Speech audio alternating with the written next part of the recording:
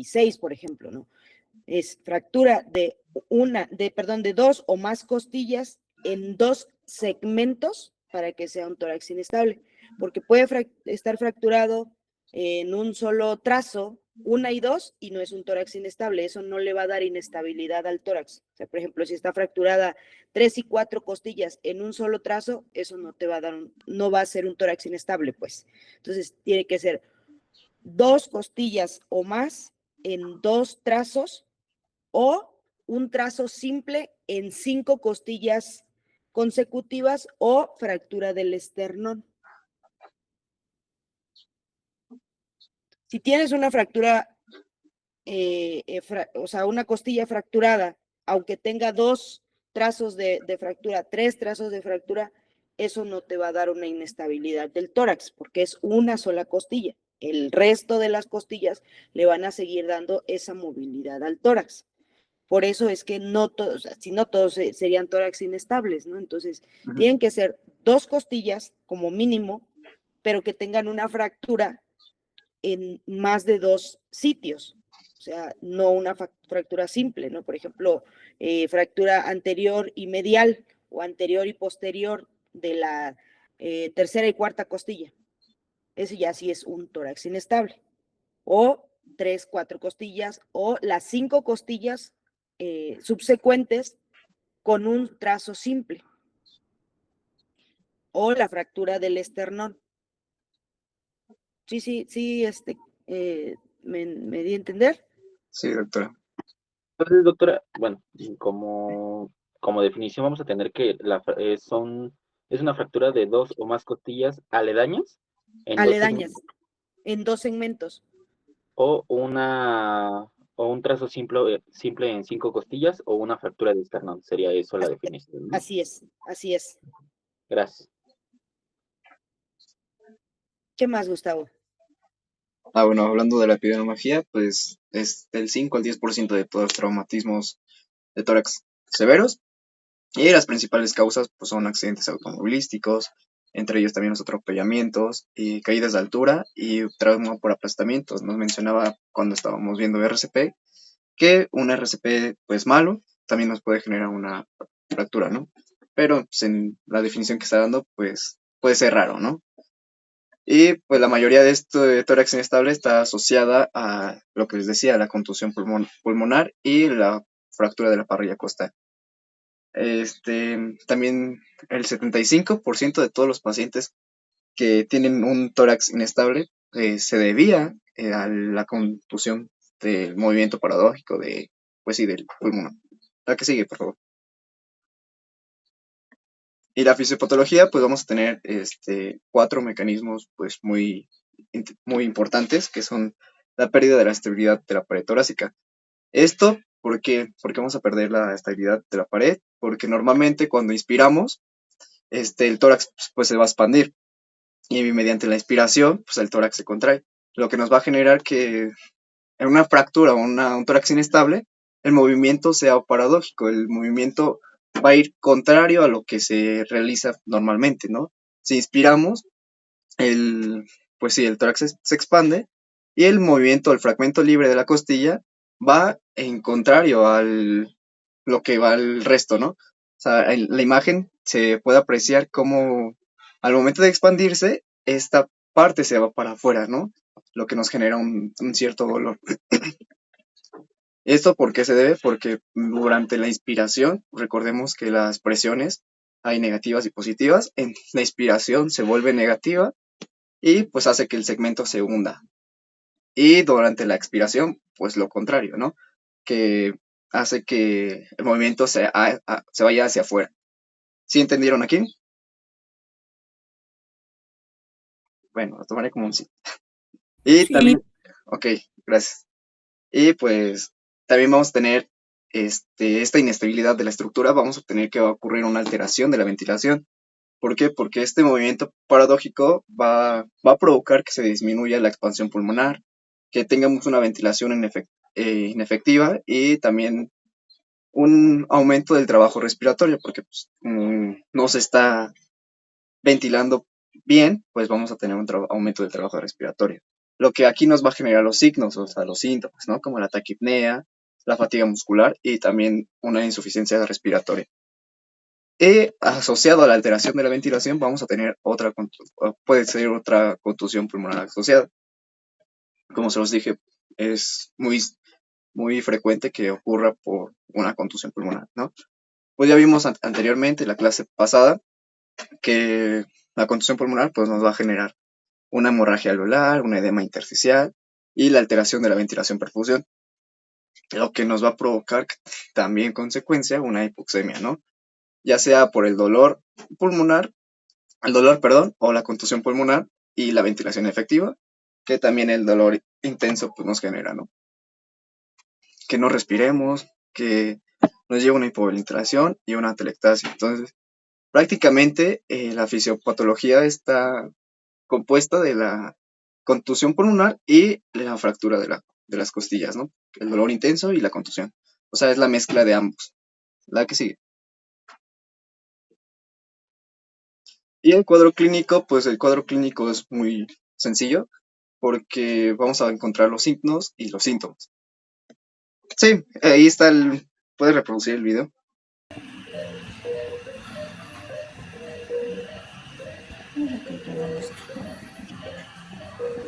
Vamos a quitar todas estas telas, las cuales no necesita.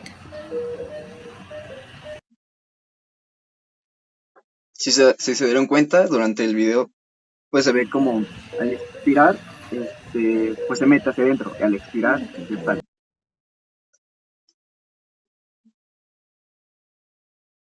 Y bueno, pues es el signo más característico, el signo, o sí, de los movimientos paradójicos, es como que el más característico del tórax inestable, ¿no?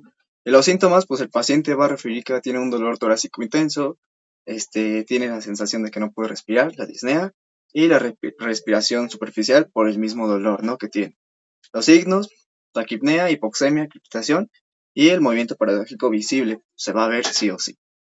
En casos también puede presentar, pues ya que sean más graves, una insuficiencia respiratoria y hasta la cianosis. ¿Y cómo se va a diagnosticar esto? Pues vamos a tener tres, ¿no? La exploración física, que es de ley.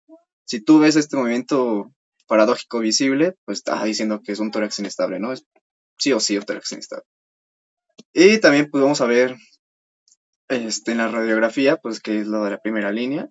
Vamos a encontrar fracturas costales múltiples. En casos a veces no se ven y nos lleva al ataque, pero pues la radiografía de tórax es la primera línea. Vamos a encontrar una contusión pulmonar, neumotórax, hemotórax, ¿no? Que más adelante mi compañera les va a hablar más a detalle. Y pues la ataque de tórax, pues ya, como se los he mencionado durante toda la exposición, es más sensible. ¿Por qué? Porque nos vamos a detectar fracturas costales, la contusión pulmonar, pero más específica, y lesiones pleurales que también estén asociadas. La que sigue, por favor. Y el tratamiento, pues vamos a encontrar que el objetivo de este tratamiento es mantener la ventilación adecuada y también estabilizar la pared torácica. ¿Qué vamos a utilizar? Oxigenoterapia para corregir la hipoxemia. Podemos utilizar ya sea cánulas nasales, mascarillas con reservorio y que sea alto flujo. La analgesia también es importante porque controlar el dolor intenso que presenta el paciente pues nos va a ayudar a que mejore, ¿no? Entonces podemos utilizar AINES, opioides, un bloqueo intercostal, bloqueo epidural, para que nos permita al paciente que tenga una respiración profunda y una mejor ventilación. En otros casos, pues, que sea necesaria la ventilación mecánica, pues también, ¿no?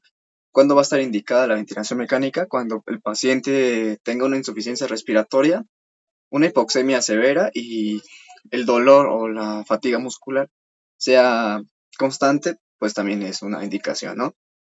Esto con fin de estabilizar pues sí, la pared torácica. Se recomienda también una PIP moderada y un volumen corriente bajo. Y tratamiento quirúrgico, pues la fijación de costillas. Pues solo vamos a tener indicaciones cuando sea un tórax inestable severo, cuando las fracturas costales estén desplazadas y y cuando ya tenga una ventilación mecánica prolongada, pues son las indicaciones, ¿no? ¿Y qué beneficios pues tiene esta fijación de costillas? Pues también nos previene que complicaciones como la neumonía y que esté mayor tiempo pues sí en la ventilación mecánica, ¿no? Y pues así también que no esté tanto tiempo en el hospital. La que sí. O sea, aquí el problema de el tórax inestable, una es el dolor y dos, pues la alteración de la mecánica ventilatoria. Para que nosotros tengamos una adecuada ventilación, hay implícitos pues varias cuestiones. La cuestión neurológica o el factor neurológico y el factor mecánico. En el factor mecánico pues están inmiscuidos los músculos y la caja torácica. La caja torácica precisamente porque lleva la cuestión de las presiones. Entonces, si hay una ruptura de lo que le da la estabilidad mecánica, en este caso las fracturas, por eso les decía que una fractura en una costilla, aunque sean dos fragmentos, no te va a dar una estabilidad, porque finalmente las demás van a hacer este efecto de la protección o de la estabilización de esta mecánica ventilatoria. Entonces, ya cuando sí hay inestabilidad, porque no pueden dar esas presiones, no es que la fractura ¿cómo les diré? La fractura pues va a llevar a que esa caja no haga o no tenga ese efecto de las presiones negativas, que es lo que más ayuda cuando nosotros inspiramos. Entonces, como lo que va a hacer es llevarse hacia la pleura, ese segmento no va a cumplir su efecto de hacer esa presión negativa.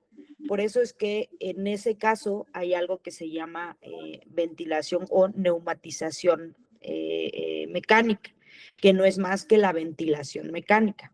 A veces no hay tanta hipoxemia o no hay tantos datos de hipoxemia, pero el movimiento paradójico es tan importante que en ese momento está indicado la protección de la vía aérea para que la presión negativa, como no la está dando la caja torácica, la dé la ventilación mecánica. Por eso es que las presiones mayores a 5, la PIP mayor a 6, perdón, centímetros de agua es lo que nos va a ayudar en los casos de inestabilidad del tórax. Entonces, la ventilación mecánica también es un parteaguas para el manejo del tórax inestable, como si estuviéramos pues poniendo una férula a esas fracturas. Como no las podemos poner porque llevan un movimiento mecánico y están en constante movimiento las fracturas de las costillas, se hace lo de la ventilación mecánica y les da estabilidad a esas fracturas. Y bueno, la fijación de costillas, ya lo dijo su compañero, las indicaciones, no es como la cuestión más urgente, pero sí hay indicaciones específicas, no todos los tórax inestables también se fijan, ¿no? Solo cuando haya precisamente una inestabilidad importante y o que estén las fracturas pues muy movidas, ¿no? Si están despegadas esas fracturas, jamás nunca van a consolidar y por lo tanto tienen que ir al tratamiento quirúrgico. Muy bien, gracias, doctora. La que sigue, por favor.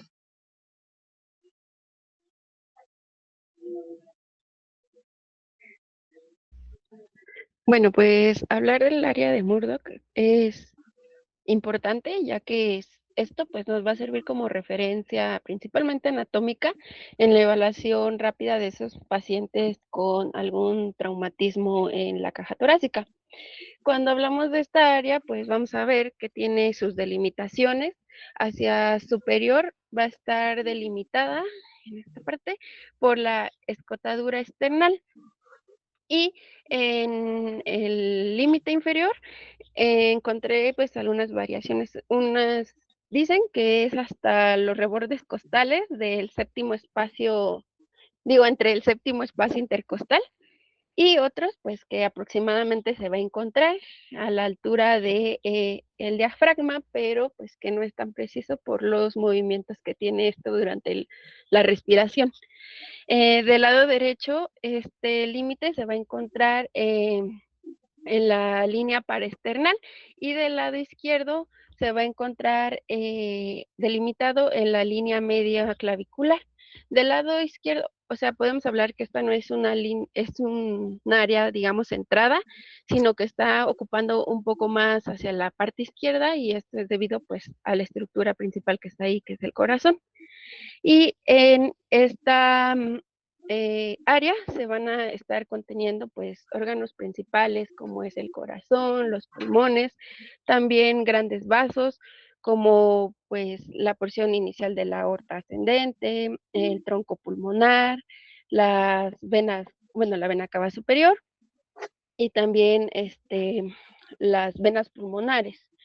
También en esta área pues podemos encontrar estructuras del hilio pulmonar, el esófago y el diafragma.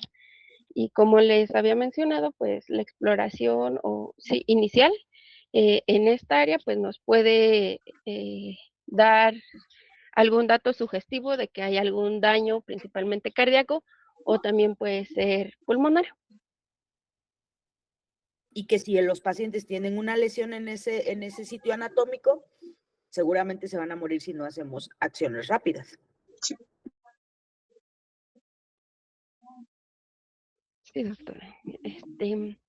Y ya nada más va a ser un repaso rápido de la pleura, porque pues nos va a ayudar un poco a entender algunas complicaciones que ahorita vamos a ir viendo.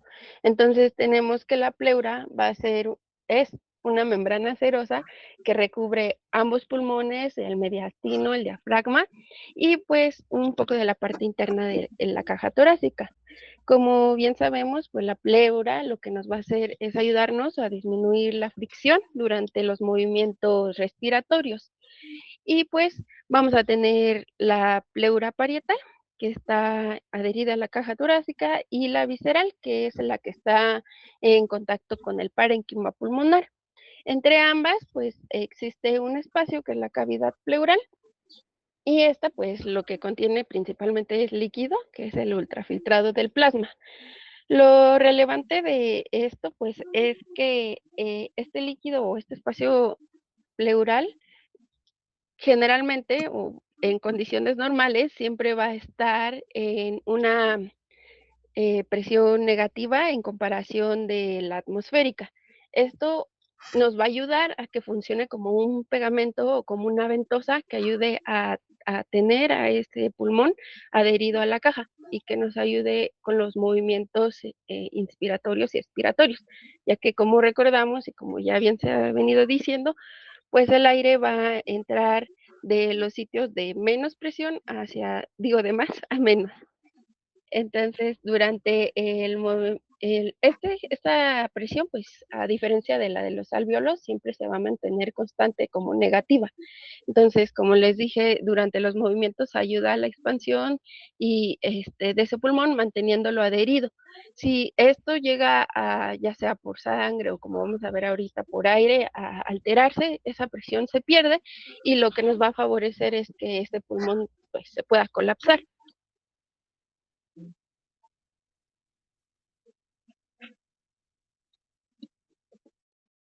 Y bueno, ya que les dio la introducción de las pleuras y la anatomía del espacio de las áreas de Murdoch, pues vamos a hablar específicamente ya de las etiologías, ¿no? Como cuál es el derrame pleural postraumático. Sabemos que el derrame pleural, pues, es la acumulación anormal de líquido en el espacio pleural, ya secundaria pues, a ciertas etiologías, pero en este caso siempre va a ser un traumatismo torácico, no es lo mismo, no un derrame pleural normal o etiológicamente por otra causa que un traumático, ¿no? Entonces, el líquido pleural el líquido que vamos a poder encontrar en diferentes tipos, ya sea de la lesión, más adelante se los voy a comentar. Si hay sangre, pues es un hemotórax. Si hay sangre y aire, un hemoneumotórax. Y si hay un líquido, pues sí, inflamatorio seroso, pues es un derrame pleural inflamatorio, ¿no? Y o también puede presentarse en kilo en casos de que son raros, pero haya una lesión del conducto torácico, pues podemos encontrar un kilotórax. Y pues el más frecuente pues es el hemotórax, ¿no? Que también más adelante se lo vamos a comentar. Epidemiológicamente vamos a hablar que del 20 al 25% de las muertes traumáticas pertenecen a un derrame postraumático. ¿Y por qué? Porque hay accidentes automovilísticos, hay atropellamientos, o también, que casi no se da en México, pero hay violencia, ¿no? Ya sea con arma blanca o arma de fuego, que se han reportado pues varios casos que van en aumento. También, este, pues suele asociar a fracturas costales, a contusión pulmonar y lesiones vasculares. La que sigue, por favor.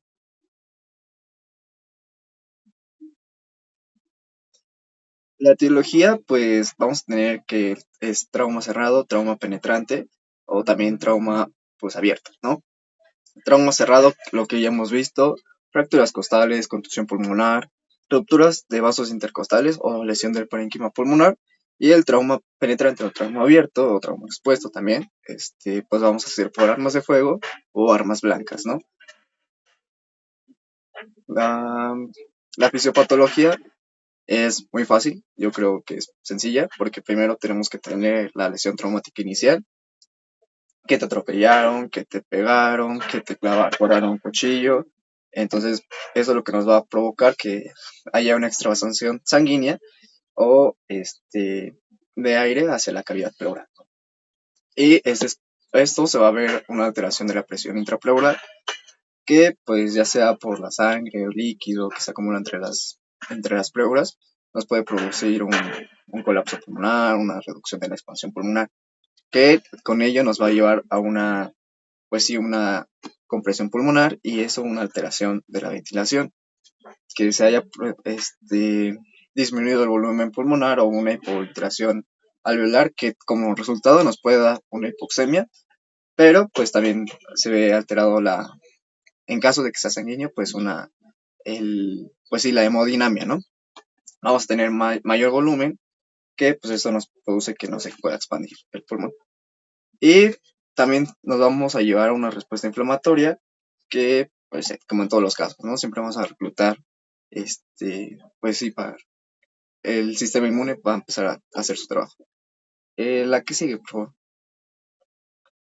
Y vamos a tener tipos de derrames, el hemotórax, el monomotórax, el derrame seroso y el quirotórax. Más adelante nos va a detallar más mi compañera, pero pues son provocados un hemotórax por fracturas costales, contusión pulmonar, fracturas intercostales, lesión del parénquima pulmonar y un hemonemótórax, pues heridas de armas de fuego o armas blancas. Y el derrame seroso, pues podemos tener que era por, pues sí, por líquido inflamatorio, y el quirotórax porque asociado a traumas que afectaban, ¿no? Como se los estaba mencionando hace ratito. La que sigue, por favor. El diagnóstico, pues es sencillo. Vamos a tener la inspección, palpación, percusión, auscultación. ¿Qué vamos a encontrar en ello? Pues vamos a encontrar los ruidos disminuidos o vamos a encontrar si se debe a un traumatismo, pues vamos a la palpar, pues va a doler, al percutir se va a escuchar nitidez, a la auscultación, pues el murmullo vesicular puede estar disminuido, ¿no? También nos podemos apoyar de la radiografía de tórax, el ultrasonido de FAST y la tomografía de tórax, ¿no? Que vamos a encontrar en la radiografía, pues es el primer estudio. Podemos encontrar un borramiento del saco costofrénico, opacidad basal, y un leve desplazamiento mediastinal. Pues si es grande, pues se va a notar más, ¿no? Y en el ultrasonido, pues vamos a detectar el líquido pleural.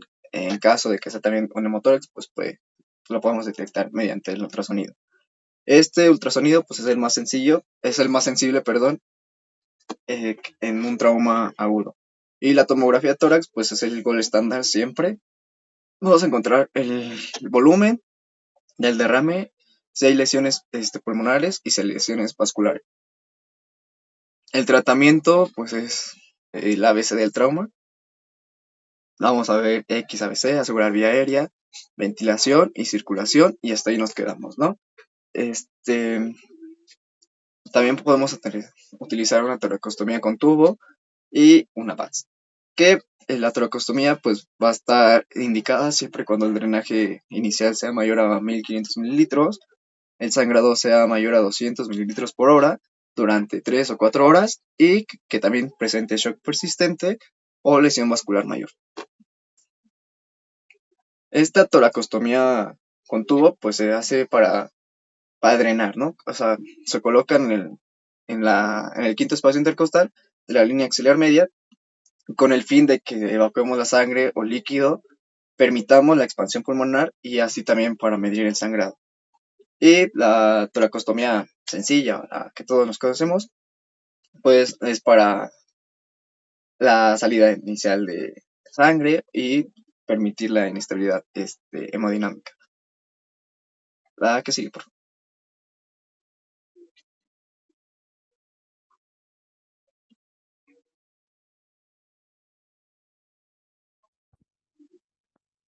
Bueno, vamos a hablar del hemotórax, que como bien se dijo, es un tipo de derrame pleural y pues este se define básicamente por la acumulación de sangre en ese espacio pleural del que hablábamos.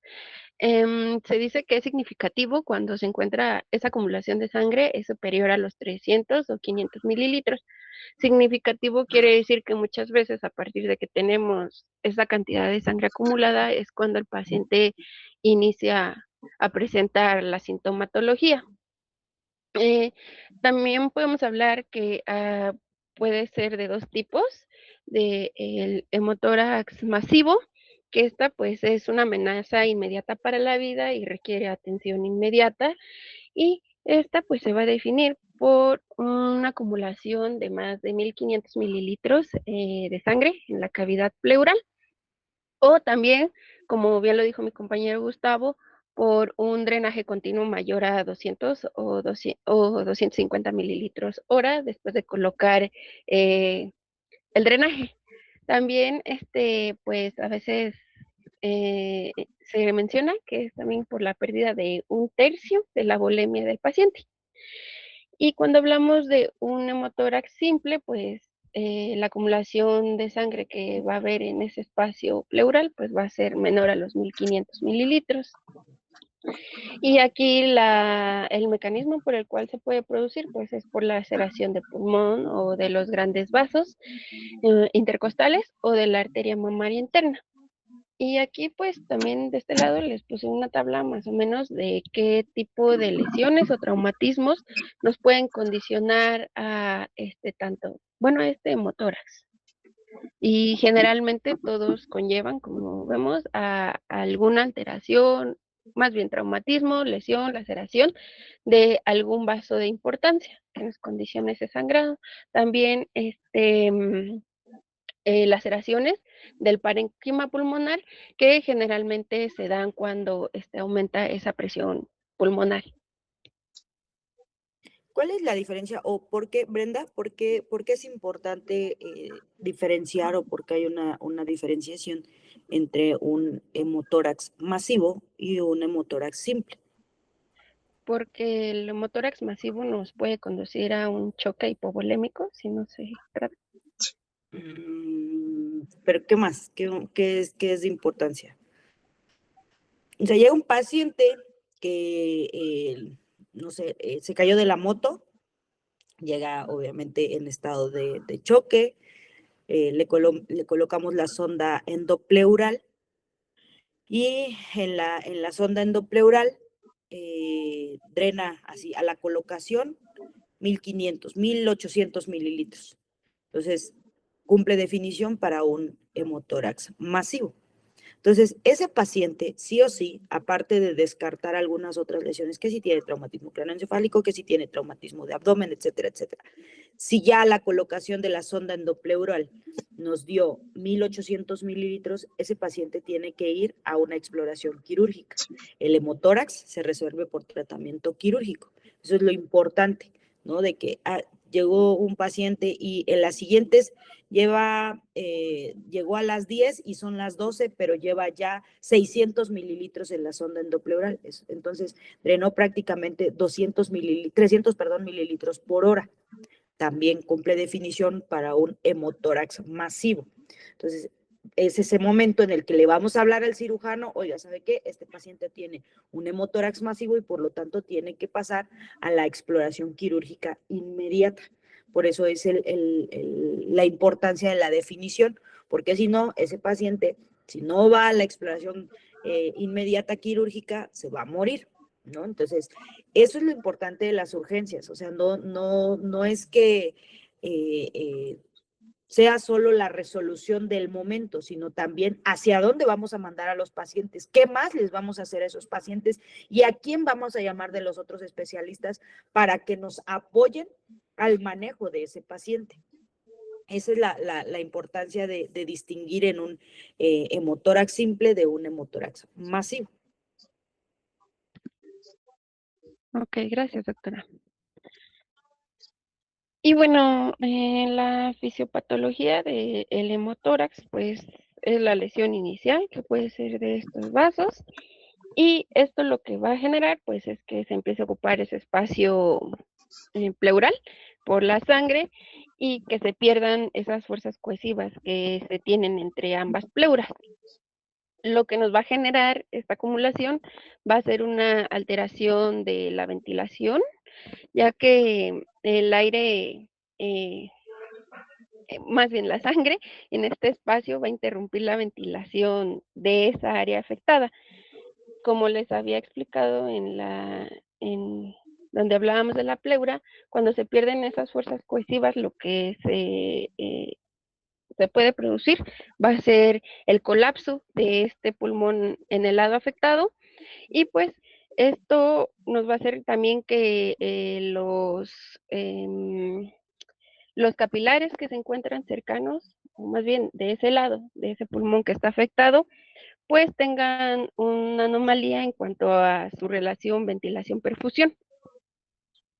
Como consecuencia de esta alteración, el paciente pues va a empezar a desarrollar hipoxia y también la hipercapnia, conduciéndonos así pues probablemente a una acidosis respiratoria.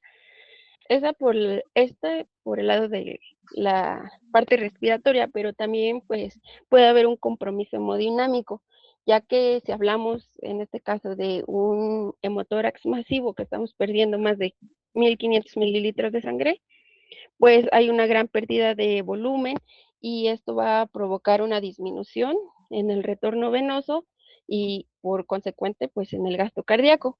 Esto pues nos va a derivar o nos va a llevar a una hipotensión y pues nos puede generar el shock hipovolémico.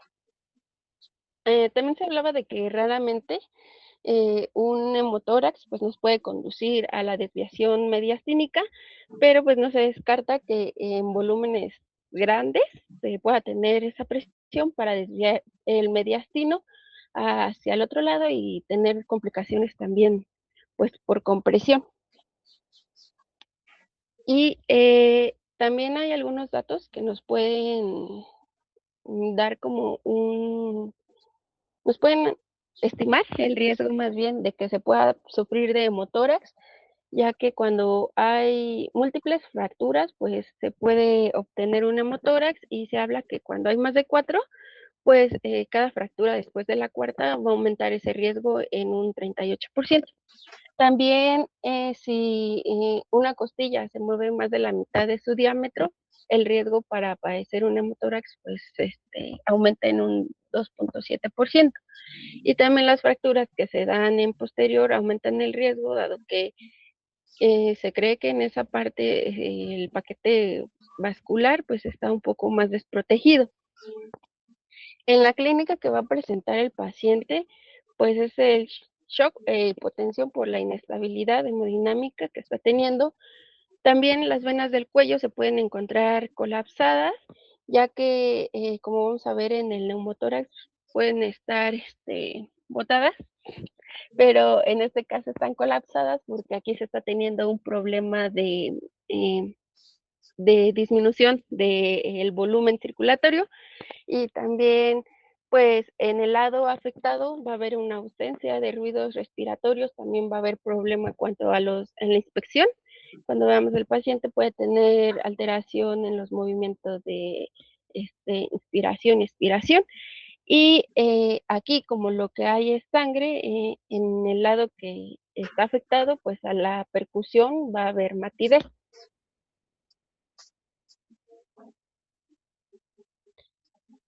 Y pues, generalmente se pueden, bueno, vamos a ocupar herramientas diagnósticas como lo es el EFAS o la radiografía.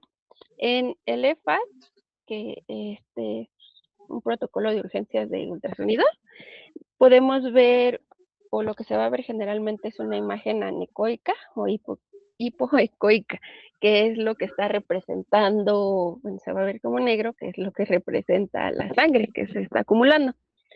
También se puede ver una imagen característica que es como, se describe como el pulmón flotante, que es cuando hay gran volumen de sangre y donde se ve pues el pulmón flotar sobre, ya colapsado, pues flotar sobre ese líquido que es la sangre. Y hay algunos datos que se pueden llegar a ver en un EFAS cuando no hay compromiso, como es el movimiento o deslizamiento que tienen ambas pleuras en esos movimientos de inspiración y expiración, pero en este caso, como ese lugar está ocupado por sangre, pues tenemos esa ausencia del desplazamiento pleural. Cuando hablamos de la radiología, pues aquí el hemitórax que va a estar afectado se puede ver más blanco o radiopaco, y esa opacidad pues generalmente es uniforme. También cuando se está en bipedestación, pues la acumulación de la sangre generalmente se hace en las bases del pulmón y nos puede generar el borramiento de los ángulos costofrénicos. Y también podemos ver, pues aquí sí hay un neumohidrotórax, podemos ver pues niveles hidroaéreos y pues también podemos llegar a ver el colapso pulmonar, que se va hacia el ilio, ese pulmón.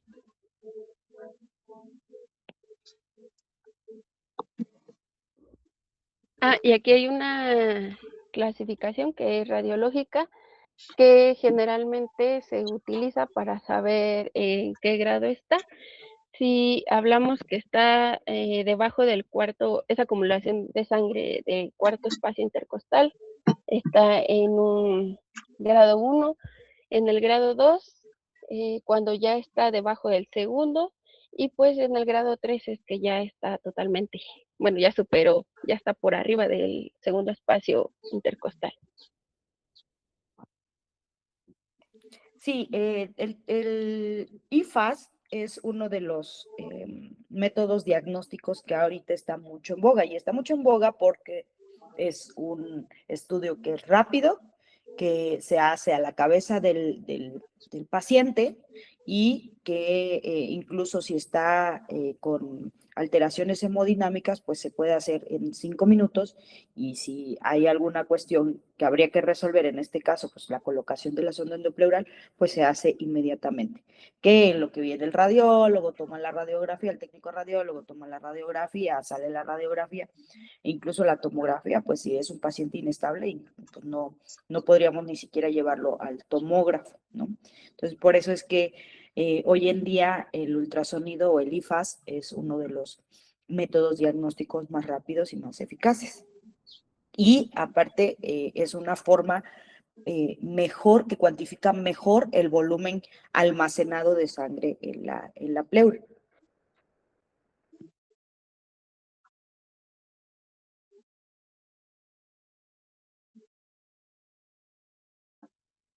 En cuanto a su tratamiento, pues va a diferir mucho si estamos hablando de un simple o de un masivo. Si hablamos de un simple, pues generalmente es una toracostomía con tubo en el quinto espacio intercostal. Y en algunas bibliografías encontré que decía que solo se indicaba si es mayor a 300 mililitros, pero también en otras decían que, o sea, incluso aunque se encontrara un volumen inferior a ese, pues se tenía que hacer la técnica, porque si no, después se podría complicar a un hemotórax retenido y que iba a generar pues más complicaciones. Aquí también se menciona que en este caso se pueden utilizar catéteres que inclusive no pueden ser tan grandes o de gran calibre, como son los de 14 French, que esto difiere un poco si se sospecha de que ese hemotórax puede tener coágulos que puedan dificultar su paso por este catéter. Cuando hablamos del tratamiento masivo, pues aquí primero y a la par se hace la restitución del volumen con cristaloides y transfusión sanguínea y la descompresión del tórax, que igual se hace con la colocación del tubo de tórax y en el quinto espacio intercostal entre la línea anterior axilar y la media. También se puede llegar a hacer una autotransfusión, pero esto es generalmente si el hospital tiene el equipo, que todo eso que se está drenando de ese hemotórax pasa por un proceso y se vuelve a transfundir al paciente. Y pues la toracotomía de urgencia, que pues es cuando tenemos ya un volumen mayor de 1500 mililitros o la persistencia, todo eso que define a un hemotórax masivo y también la necesidad de transfusiones para mantener la estabilidad hemodinámica del paciente. También cuando hablamos de un hemotórax retenido, pues aquí se puede hacer la VAD, que nos hablaba mi compañero Gustavo, o también el uso de fibrinolíticos. Ese hemotórax retenido es cuando hablamos que hay coágulos que no pueden salir tan fácil por ese tubo de tórax y que generalmente el fibrinolítico que se usa pues es la streptoquinasa.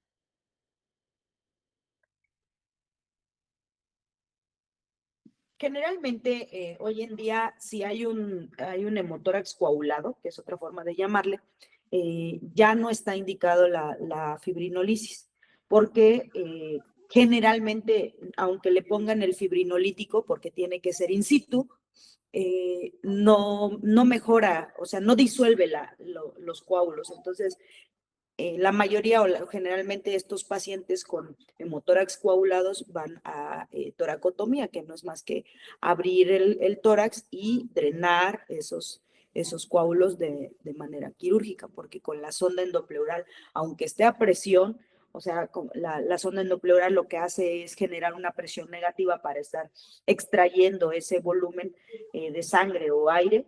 En el caso de los coágulos, pues es muy poco probable de que puedan salir, aunque la sonda endopleural sea grande, el diámetro sea grande, porque ya está coagulado, ya está, pues sí, ya no hay un movimiento de ese líquido, sino ya está en sólido, tiene que ir a un tratamiento quirúrgico con la toracotomía. Ok, gracias, doctora. Y bueno, pasando al neumotórax, pues se va a definir como la entrada de aire a ese espacio virtual que teníamos entre las dos pleuras y pues pasa lo mismo, va a interrumpir esas fuerzas cohesivas que mantienen al pulmón, digamos, adherido a esa pared torácica y pues va a generar que este pulmón se colapse. Y aquí podemos distinguir tres principales cuando hablamos de un neumotórax traumático, que el primero es atención, que igual es una urgencia o es una amenaza inmediata para la vida. Y aquí el mecanismo de esta, pues es que el aire va a entrar a este espacio a través de una válvula que va a ser unidireccional, es decir, que solo va a permitir la entrada del aire, pero no su salida. El otro, pues, es el neumotórax abierto, que igual es una urgencia y el mecanismo que tiene es que es una herida succionante. Va a haber una solución de continuidad en la pared torácica que generalmente es superior a los 2/3 del diámetro de la tráquea. Y lo que va a hacer es que aquí, pues sí, va a permitir la entrada y salida del aire, pero igual nos va a favorecer a que se pueda llegar a colapsar ese pulmón. Y pues el neumotórax simple, que aquí pues es una laceración que generalmente se produce por laceración del pulmón con una fuga de aire. Lo que los diferencia es el mecanismo por el cual se va a producir la entrada de ese aire y también la entrada, digo, perdón, la estabilidad que va a tener el paciente. Y aquí hay una clasificación que igual es radiológica, que ayuda aproximadamente a estimar el grado de colapso de ese pulmón y que utiliza de referencia la línea media clavicular para estimar cuál es el grado de colapso de ese pulmón. Cuando hablamos que la separación de pleuras únicamente es en la parte apical, podemos hablar de un colapso aproximado de 15%. Cuando el borde pulmonar ya está distal a la línea media clavicular, pues de un 30%, y cuando ya, ya alcanzó esa línea media clavicular, hablamos de un 70%. Y pues, cuando el borde pulmonar ya está medial a la línea medio clavicular o ya la superó, pues, vamos a hablar de un colapso total.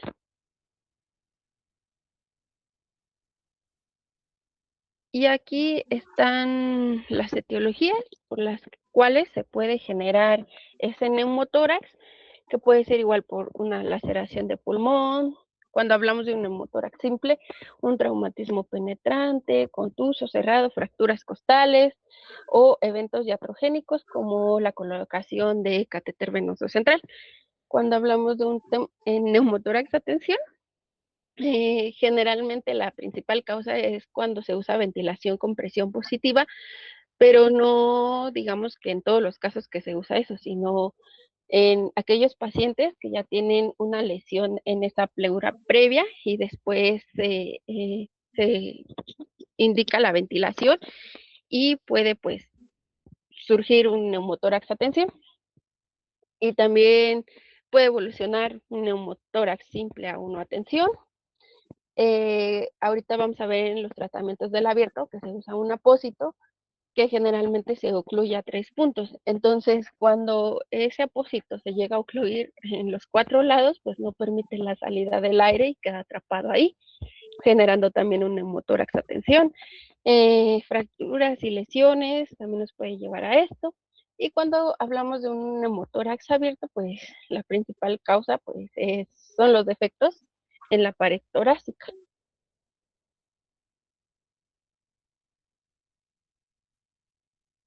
Cuando hablamos de la fisiopatología, y como ya les había dicho un poco de esto, cuando hablamos del neumotórax a tensión, va a ser una lesión ya en alguna de las pleuras, que lo que va a generar es que haya entrada de aire a ese espacio virtual. Esa entrada de aire no solamente va a estar pues mediada por la parte de las pleuras, sino también puede entrar por la respiración. Entonces, esa válvula unidireccional y esa lesión en las pleuras lo que genera es que permite que ese aire entre, pero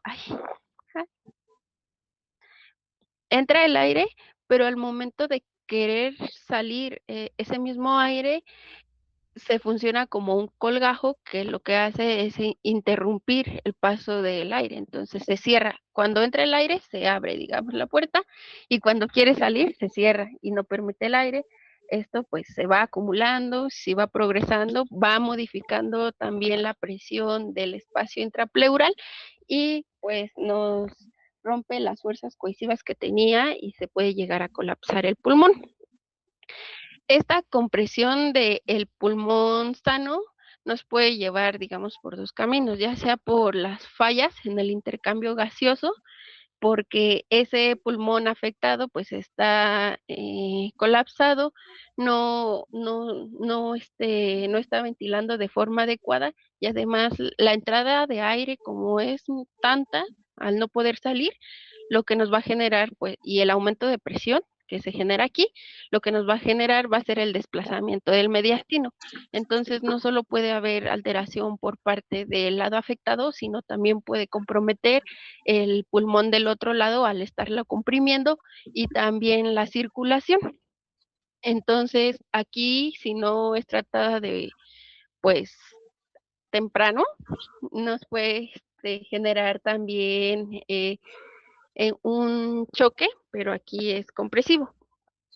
Entonces, aquí la falla en el intercambio gaseoso generalmente es por la compresión que se genera y evita que haya un retorno venoso por parte de las cavas, en la circulación, perdón. Por la compresión que se está dando, nos evita que haya un retorno venoso adecuado por las cavas y pues eso también nos disminuye el retorno venoso y nos puede llevar al shock. Cuando hablamos de la herida succionante, y se le llama así porque se escucha cómo succiona el aire, es cuando el aire hay una solución de continuidad en la pared torácica, lo que genera que el espacio entre las pleuras y el espacio atmosférico se igualen a presiones. Entonces, pues entra el aire, pero también sale. Aquí el problema es que se pierde igual las fuerzas cohesivas que hay entre el pulmón y las pleuras, generando que haya un aumento de la presión, igual de la misma forma, pues se colapsa este pulmón y nos pueda llevar a lo mismo. O sea, falla en el intercambio gaseoso y también falla en la circulación. Y aquí en el simple, pues ocurre lo mismo, o sea, entra aire, a lo mejor no en la misma intensidad, pero igual entra aire, aumenta la presión, se colapsa el pulmón y pues nos puede llevar a complicaciones. El diagnóstico, principalmente si hablamos del de tensión y el abierto, se hace de forma clínica, se observa la clínica que manifiesta el paciente y estos requieren pues una atención médica inmediata. Lo que podemos ver en la exploración física de un paciente con neumotórax, pues en la inspección es una disminución de los movimientos respiratorios, sobre todo en el lado del área afectada, pues va a haber una dificultad para la expansión de ese tórax. En la palpación, pues podemos tener una disminución de las vibraciones vocales, esto porque el aire se interpone con las ondas. Y en la percusión podemos tener un timpanismo franco por el aire que está acumulado ahí en esa región. En la auscultación, pues una disminución del ruido respiratorio y también bueno, no en todos los pacientes se puede hacer, pero pues disminución del tono vocal. Y los síntomas también que podemos ver en un neumotórax, atención, hablando de la parte respiratoria, puede ser una taquipnea porque pues al estar alterada esa ventilación, el paciente pues como mecanismo compensatorio empieza a respirar más rápido. También pues vamos a notar una dificultad respiratoria y el hemotórax de ese lado afectado puede estar expandido y también por el colapso que hay, pues va a estar inmóvil. En la circulatoria, igual como mecanismo compensatorio, podemos tener la taquicardia, podemos ver también hipotensión por esa disminución del retorno venoso y una distensión de las venas del cuello. Esto generalmente porque aquí no hay un compromiso del volumen circulatorio, sino que como esa sangre no puede llegar a las aurículas, pues empieza a regresar a las venas del cuello y por eso podemos ver esa distensión. Y como en el de atención le dije que es más favorable que haya una desviación del mediastino, pues podemos también ver, pero ya como un síntoma tardío, una desviación traqueal y una cianosis.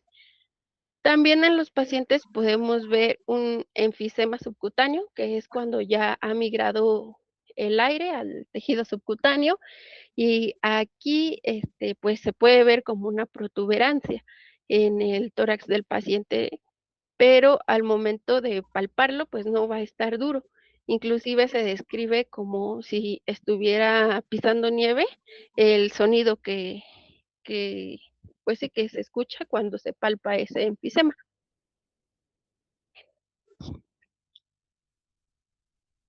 Sí, de hecho lo escuchan ustedes cuando tocan el tórax, hace el ruido, pues sí, del aire debajo de la piel.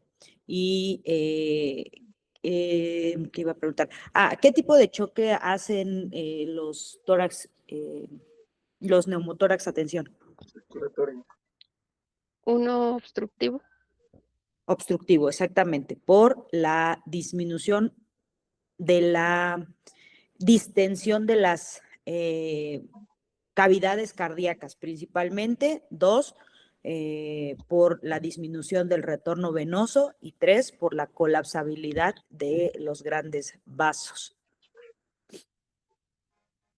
¿Qué más?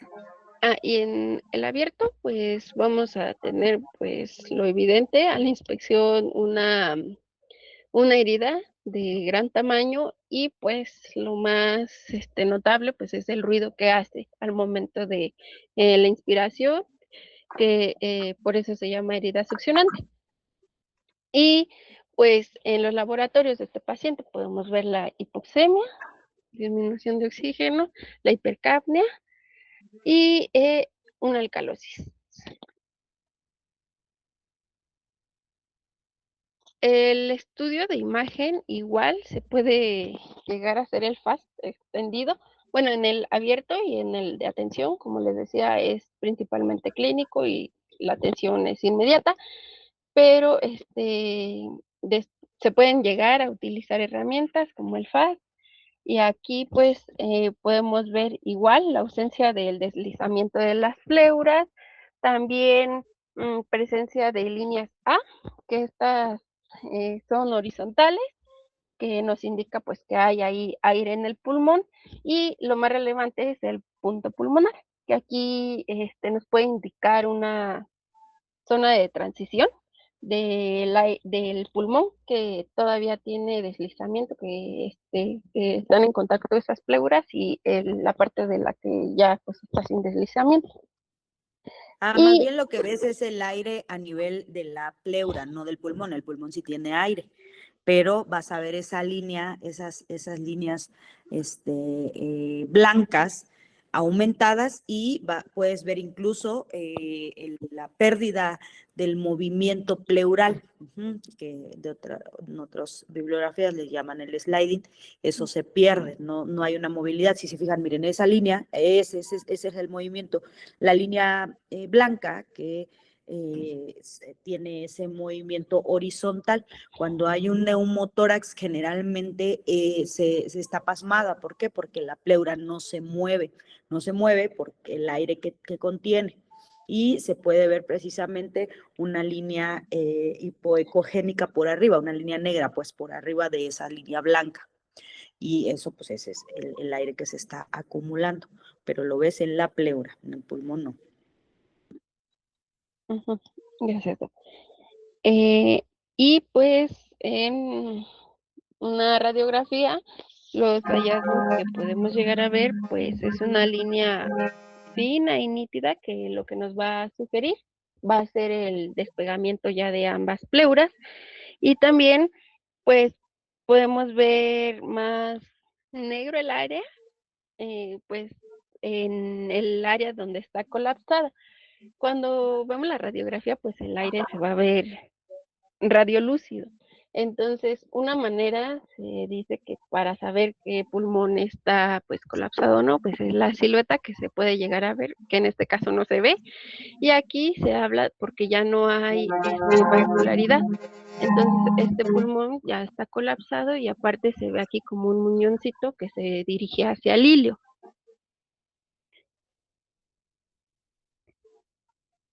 Aquí otras que también, como les dije, hay ausencia de la trama vascular del lado del área, más bien del lado del pulmón que está colapsado. Se ve el colapso del pulmón, lo que nos puede llegar a dar una imagen de pulmón vacío.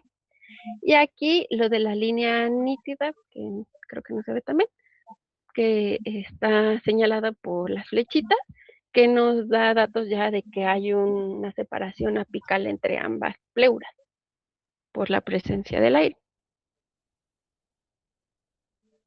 Y pues aquí radiológicamente también vamos a llegar a ver lo que es la desviación del mediastino.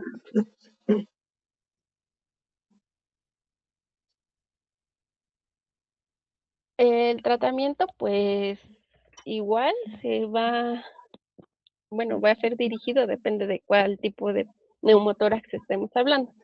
Si hablamos de uno simple, va a depender si hablamos de un neumotórax pequeño, que generalmente se define como una separación de menos de 3 centímetros en el ápice del pulmón en un hallazgo radiológico. Y aquí, generalmente en estos pacientes, únicamente pues se hace la observación con o sin oxígeno suplementario y se hace también el seguimiento radiológico cada 12 o 48 horas y una reevaluación para ver que no se haya complicado ese paciente, pero en general no requiere pues mayor procedimiento. Y cuando hablamos un neumotórax pequeño, pero que el paciente ya empieza con síntomas significativos, ya sea respiratorios, se sugiere que se haga una toracostomía por aspiración o con un tubo torácico. Si hablamos de un neumotórax grande, pues aquí ya es una aspiración con aguja o catéter, e igual una toracostomía por aspiración o con el tubo. Cuando hablamos de un neumotórax a tensión, lo que se hace de forma inmediata es una descompresión, ya sea por sonda o digital con el dedo. Pero no es, digamos, que el tratamiento definitivo, ya que muchas de las veces después de hacer la descompresión, otra vez puede quedar obstruido ese espacio que se generó y no permitir la salida del aire. Entonces se tiene que colocar después de la descompresión inmediata un tubo, se tiene que hacer igual la toracostomía. Y cuando hablamos de un neumotórax abierto, pues aquí lo primero que se hace es colocar un apósito oclusivo que lo importante es que nada más se fije a 3 puntos y esto va a funcionar como válvula unidireccional, es decir, que durante la inspiración va a cerrar esa herida que está en el tórax, no permitiendo que entre aire, pero al momento de la expiración, pues sí va a permitir su salida. Por eso es importante que solo se fije a 3 puntos, porque si se fija a 4, pues igual se obstruye la salida del aire. Pero el manejo definitivo en este tipo de neumotórax, pues es la reparación quirúrgica que esté pues condicionando a ese neumotórax de la lesión. Ok, antes cuando se hacía, ¿vas a hablar sobre la descompresión? Ok, entonces no.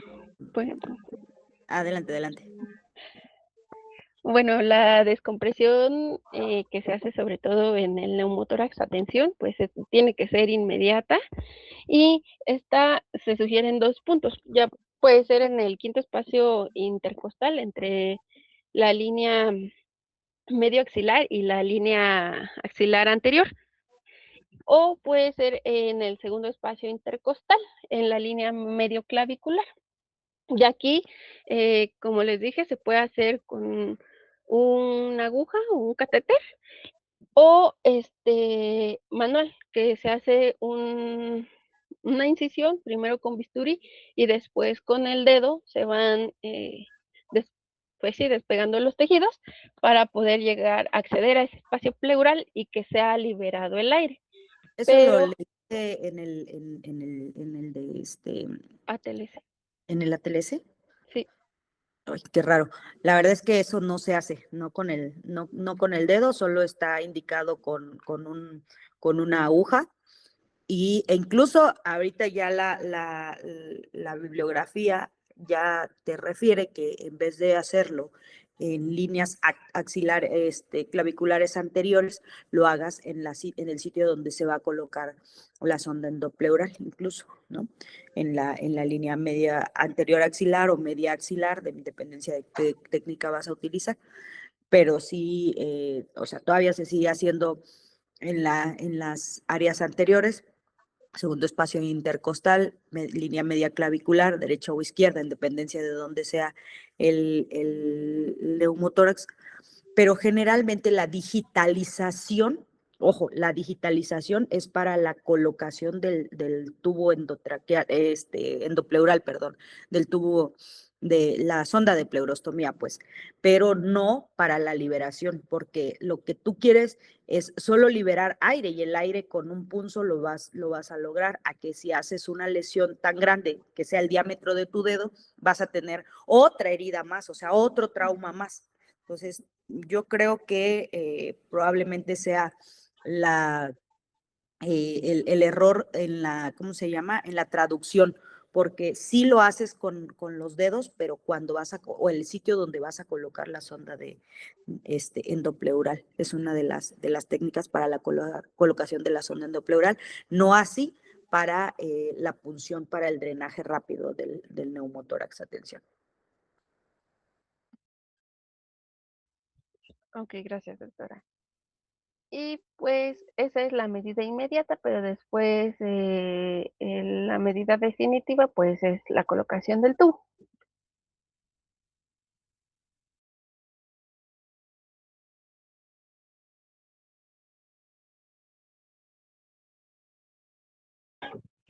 Bueno, y ya por último, vamos a hablar sobre lesiones cardíacas, ya dejando un poquito de lado pulmones y pleuras. Ah, esto sigue siendo dentro de todo lo que es trauma torácico, y pues dentro de este espectro, pues tenemos múltiples lesiones que van a ser potencialmente letales para el paciente, y vamos a hablar particularmente de dos que pueden pues provocar el deterioro hemodinámico rápido, y las dos principales entidades pues que vamos a ver es la contusión miocárdica y el taponamiento cardíaco.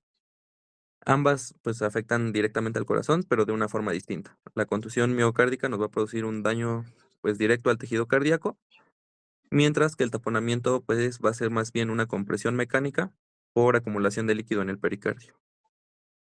Y de acuerdo pues con el enfoque de la TLS, estas lesiones pues se deben de sospechar desde la evaluación primaria en un paciente traumatizado, especialmente pues en el apartado de circulaciones a donde lo vamos a ver, y ya que alguna de sus complicaciones pues va a ser la hipotensión o el shock.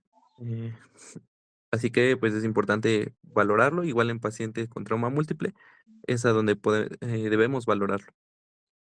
Y estas alteraciones, pues, nos van a provocar, más bien, estas lesiones nos van a provocar distintas alteraciones, como alteraciones del ritmo, un shock obstructivo, disfunción ventricular y un paro cardíaco traumático.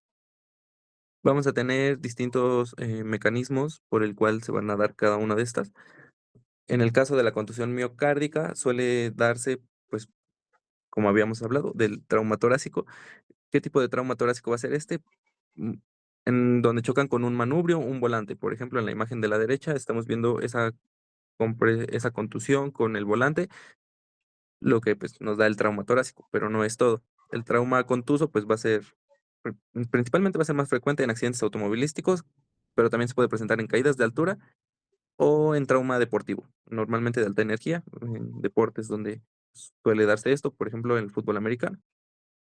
Y en estos casos, el corazón, ¿qué sucede con él? Se va a comprimir entre el esternón y la columna vertebral, como si hicieran un sándwich entre los dos. Y durante esa desaceleración brusca, pues va a transmitir toda la energía directamente al miocardio. Y también la que sigue, por favor. También vamos a tener el trauma penetrante, que son pues heridas de arma blanca o heridas por arma de fuego.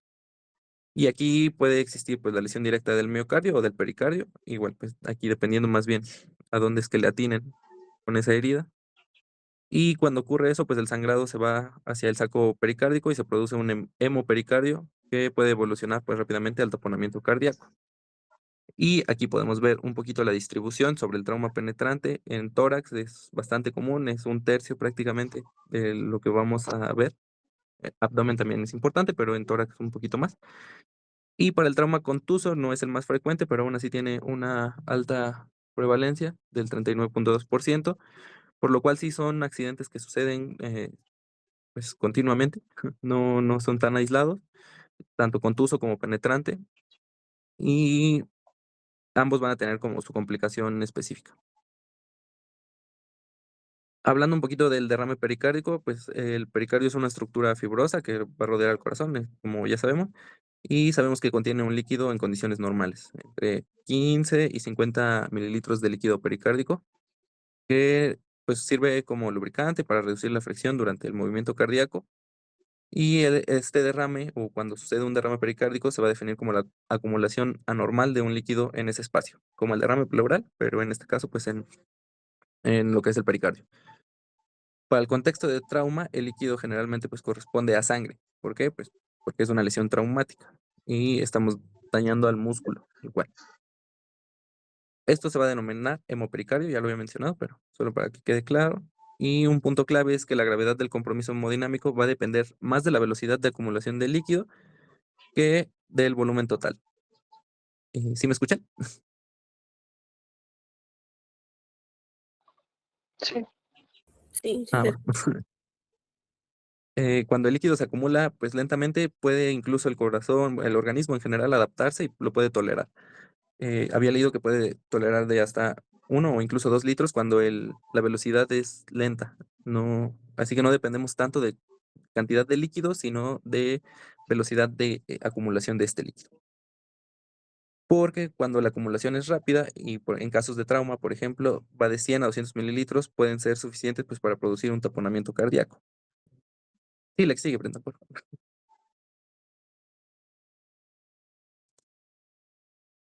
¿Por qué se nos va a producir la contusión miocárdica? Es el impacto directo sobre el tórax, es la compresión del corazón entre esternón y columna, o sea, lo que les decía, hacemos una especie de sándwich con alta energía y esto va a lesionarnos el tejido miocárdico. Así que, en general, es una lesión del músculo miocárdico, del músculo cardíaco secundaria a trauma torácico cerrado. Y el impacto directo nos va a producir hemorragia intramiocárdica, edema del tejido y en algunas ocasiones, dependiendo igual del tiempo y del impacto con qué energía se dio, una necrosis focal. Y esas alteraciones, ¿qué nos van a afectar? Pues tanto contractibilidad del miocardio como el sistema de conducción eléctrico. Van a ser como las dos afecciones principales que tenemos. Y eso nos va a explicar por qué en la clínica o a la exploración vamos a encontrar algunas arritmias y pues va a ser nuestra complicación más frecuente de todas las que vamos a tener. En cuanto al cuadro clínico, este puede ser muy variable. Los pacientes que van a referir primero, pues el dolor torácico por el trauma. Pero de ahí vamos a poder encontrar distintas hallazgos, como disnea, taquicardia, algunos pacientes van a referir palpitaciones, y esas manifestaciones, pues normalmente no suelen ser tan específicas. Nuestras manifestaciones más frecuentes que nos van a orientar hacia este diagnóstico, pues son las alteraciones del ritmo cardíaco. En casos un poco más graves puede presentarse una disminución del gasto cardíaco, una hipotensión y insuficiencia cardíaca. ¿Esto por qué? Porque el músculo pues está perdiendo en general calidad de contracción y de contractibilidad. Y de Y las la que características clínicas más comunes en la contusión miocárdica es la taquicardia sinusal. O sea, son pacientes que llegan con 120, 130 de frecuencia cardíaca, tú le tomas el electro, tiene una taquicardia sinusal solamente. No solo asociada al dolor, sino es la primera manifestación de una contusión miocárdica, más que las arritmias, la taquicardia sinusal. sí, doctora, gracias. La que sigue, por favor. Y aquí en el electrocardiograma, bueno, o sea, vamos a tener distintos métodos para evaluar, como habíamos visto, pues un poquito lo clínico. Y más que nada el diagnóstico pues se basa en esa evaluación clínica, más nuestros estudios complementarios, que normalmente lo que vamos a hacer primero es un electrocardiograma. Y esa herramienta pues va a ser como nuestro pilar en la evaluación de pacientes con el trauma torácico. Como mencionaba la doctora, los hallazgos electrocardiográficos más frecuentes pues nos van a incluir la taquicardia sinusal Y entre una de las complicaciones más importantes para este grupo de pacientes, la fibrilación auricular. Pero también vamos a encontrar otras cosas como extrasístoles ventriculares, bloqueos de rama y alteraciones en segmento ST. Y también había leído sobre la inversión de la onda T, pero este no era el más frecuente, sino había primero los otros que les mencioné, principalmente la taquicardia sinusal. Y estos cambios, como les mencionaba, ocurren debido al daño del tejido miocárdico y al edema que afecta pues, a todo el sistema de conducción. Principalmente es por eso que se da. Y por esta razón, el ATL se recomienda pues, una monitorización cardíaca continua durante al menos 24 horas en pacientes pues, con una contusión miocárdica o un trauma torácico que no tenga otros síntomas además. Porque pues ahorita vamos a ir viendo y podemos encontrar otros síntomas donde ya vamos a requerir otros manejos. Entonces, el diagnóstico pues lo vamos a basar en la combinación de estudios. El electrocardiograma nos permite detectar arritmias o alteraciones de conducción. En caso de apoyarnos del ecocardiograma, nos va a permitir identificar alteraciones de la contractibilidad, o sea, ver cómo está funcionando el músculo cardíaco y si hay una disfunción ventricular o un derrame pericárdico, que pues era lo que vamos a ver un poquito más adelante. Y podemos usar biomarcadores que no va a ser como nuestra primera instancia, pero sí se pueden usar. ¿Y qué vamos a encontrar? La troponina elevada. ¿Por qué? Porque estamos dañando al músculo cardíaco y en general es lo que se va a desprender. O indirectamente la CKMB, la troponin sinasa MB, que es precisamente uno de los biomarcadores que se eleva en las primeras 6 horas después de la contusión miocárdica. Si tenemos troponinas, pues es la de mayor sensibilidad, pero si no, con CKMB, o sea, piden la total y piden la CKMB, y si está por arriba de 250, habla de una lesión miocárdica importante. Ok, gracias, doctor. Además, pues en contexto de trauma, tenemos que utilizar el protocolo que nos había mencionado nuestra compañera, el FAST o el IFAST, que pues nos va en este caso, hablando de corazón, nos permite detectar rápidamente pues el líquido en el pericardio. Aquí sigue, por. Y entrando a lo que es el taponamiento cardíaco, pues esta es una emergencia médica que ocurre cuando el líquido se acumula. Como les mencionaba, depende mucho de la velocidad, no tanto de la cantidad. Y pues bueno, este líquido se va a acumular en el saco pericárdico y nos va a comprimir el corazón. Eso es lo importante. Hace una compresión al corazón. Y esa compresión impide el llenado adecuado de cavidades cardíacas, principalmente durante la diástole. Y como consecuencia, pues nos disminuye el volumen sistólico, lo que era la ley de Frank Starling.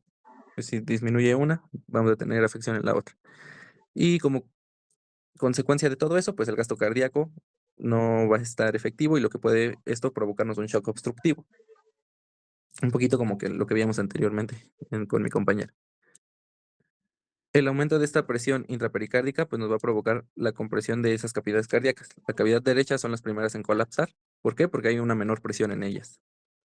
Y eso nos va a reducir el retorno venoso al corazón y nos limita el llenado ventricular. Como resultado, pues termina disminuyendo todo el volumen sistólico y el gasto cardíaco, produciendo hipotensión, y esto va a ser un hallazgo clínico importante, la reducción de la TA. Como cuadro clínico, ¿qué vamos a encontrar? Además de esta reducción de la TA, que es muy importante para el taponamiento cardíaco, pues es la ingurgitación yugular, que es por un aumento de la presión venosa central. La hipotensión básicamente es por la disminución del gasto cardíaco. Y el tercer componente de la triada de Beck son los ruidos cardíacos velados, apagados, disminuidos. Básicamente atenuados. Y esto pues es por la presencia de todo el líquido en el saco pericardio. Es como un amortiguador que pues, no nos va a permitir escucharlos bien. Por lo tanto, esos tres componentes conforman pues la triada de Beck. Pero vamos a tener otros hallazgos clínicos en el cual se puede incluir la taquicardia como compensación por el gasto cardíaco ineficiente, por eso una taquicardia, y un pulso paradójico. El pulso paradójico yo no lo entendí muy bien, leí que era cuando en inspiración se aumentaba la TA en menos de 10 segundos, pero no le entiendo muy bien. Y Haces dos medidas de tu presión arterial.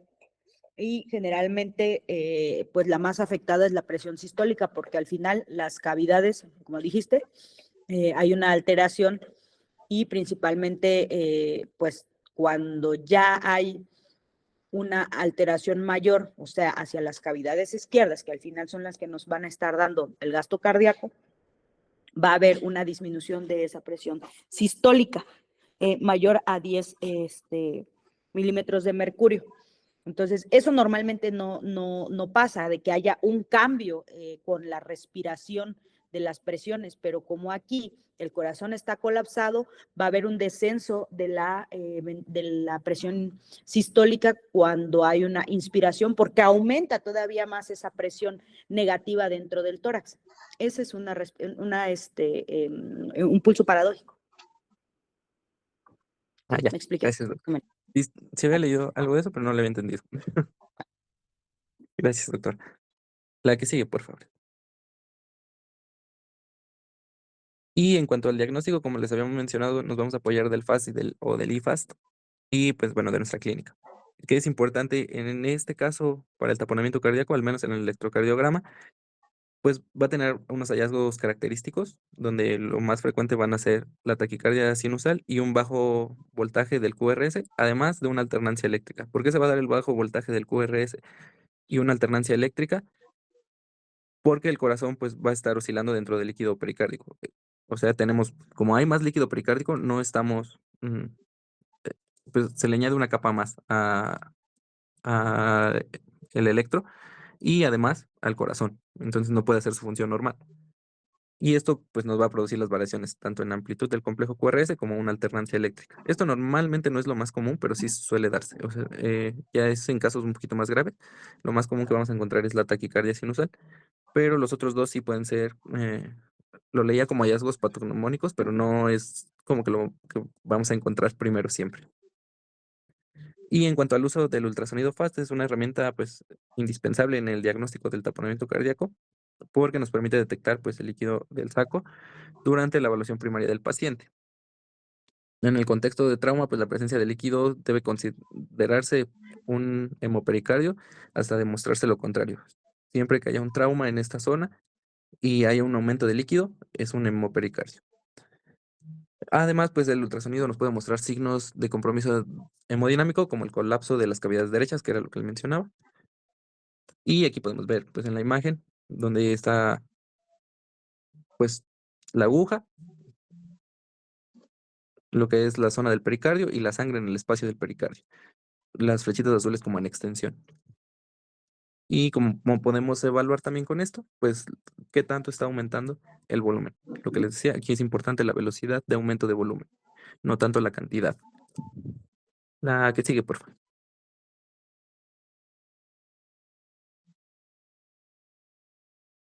Y el tratamiento, pues, consiste en este caso en aliviar la presión sobre el corazón. ¿Por qué? Pues para que pueda regresar a su estabilidad y a su función normal. ¿Esto cómo lo vamos a lograr? Pues mediante la evacuación de líquido pericárdico. La pericardiocentesis nos permite aspirar el líquido acumulado y restaurar el llenado ventricular. Y en pacientes con trauma penetrante o inestabilidad grave, pues puede ser necesaria una toracotomía de emergencia. No va a ser suficiente la pericardiocentesis. Vamos a necesitar la toracotomía, que nos va a permitir evacuar la sangre del pericardio y además reparar la lesión cardíaca, porque pues al ser un trauma penetrante va a haber eh, pues sí, una lesión. Aquí lo importante, el objetivo es pues restaurar nuestro llenado cardíaco y el gasto cardíaco, es el objetivo del tratamiento, ya sea que se logre por la toracotomía o por la pericardiocentesis. Además, ¿qué otra cosa necesitamos? Mantener al paciente estable, o sea, con oxígeno. Antes de hacer cualquiera de estos procedimientos, necesitamos tenerlo estable con líquidos y con oxigenoterapia. Antes de proceder a cualquier descompresión del pericardio, ya sea cualquiera de sus vías. Se administra el oxígeno, se aumenta el volumen sanguíneo y se mantiene en reposo con las piernas elevadas. Y de ser posible, tenemos que evitar la ventilación mecánica con presión positiva. Esto porque nos puede disminuir aún más el retorno venoso y por lo tanto agravar los síntomas, ya que era uno de ellos. Mm, para aliviar la presión que rodea el corazón, pues necesitamos esa extracción de líquido. Se puede realizar mediante la pericardiocentesis con aguja a la cabecera del paciente, utilizando la técnica tradicional de referencia en una ventana subsifoidea o mediante ecocardiografía, que es como lo más recomendable. En el- Esto pues para guiar la colocación de la aguja a tiempo real y ver pues a dónde estamos. Y a menudo la extracción de las primeras pequeñas cantidades de líquido pues ya produce una gran mejoría hemodinámica y se suele dejar un catéter dentro del pericardio para pues tener un drenaje adicional. Y hablando sobre la opción quirúrgica, pues ya incluye la creación de una ventana pericárdica o la extirpación del pericardio, además de la toracotomía de reanimación en urgencias y la apertura de del saco pericardio. Son pues terapias que se pueden utilizar en paros cardíacos traumáticos con sospecha o confirmación de taponamiento cardíaco. Esto a veces pues sucede muy rápido, entonces no nos da tiempo de confirmarlo. Y en estas opciones pues son preferibles la pericardiocentesis con aguja para derrames pericárdicos traumáticos, pero del tipo no penetrante. Y ya por último, la reanimación con volumen y el soporte vasopresor suelen ser útiles, pero pues son medidas temporales. O sea, necesitamos drenar ese líquido, no hay de otra. Ese es el tratamiento definitivo. Y ya. ¿Tienen dudas, preguntas? Excelente, sí. No sé si hay alguna duda, alguna cuestión que quieran comentar el resto de la clase. ¿Todo claro? Yo tengo una duda. Sí, doctor. Bueno, yo recuerdo que en mi rotación por cirugía, una vez llegó un Ajá. paciente con un traumatismo abierto. Entonces, bueno, lo picotearon y el doctor me preguntó, yo recuerdo que me preguntó que por qué se les realizaba una exploración. Bueno, ya estábamos operando con la paroscopía. Me dijo que por qué se le realizaba una exploración del corazón. Y era justo por el riesgo de el pericardio, bueno, lo que estamos viendo ahorita. ¿Y dónde fue la lesión? Bueno, es que también lo picaron en el tórax, o sea, como por la quinta costilla más o menos. ¿Pero hacia qué nivel? ¿Anterior, posterior? ¿Hacia dónde fue la lesión? O sea, sobre Anterior. todo, justo, exacto. Entonces hablábamos justo del área peligrosa o área de Murdoch. Entonces, es igual como en abdomen, que ahorita seguramente van a comentar, cuando hay una lesión y no sabes exactamente de dónde está sangrando, tienes la obligación de ir a revisar. Precisamente por eso tiene mucha importancia esa área, por pues las estructuras y principalmente porque hay que ir a revisar qué tal si el cirujano, por ejemplo, cerraba y después hacía datos de choque y no revisó el pericardio, a lo mejor había una lesión que estuviera condicionando ese sangrado. Por eso es que siempre van a revisar sobre todo en el área, por el área peligrosa que pudiese haber una lesión ahí oculta. Ah, ok, muchas gracias. Listo, si no hay otra duda y si podemos comenzar.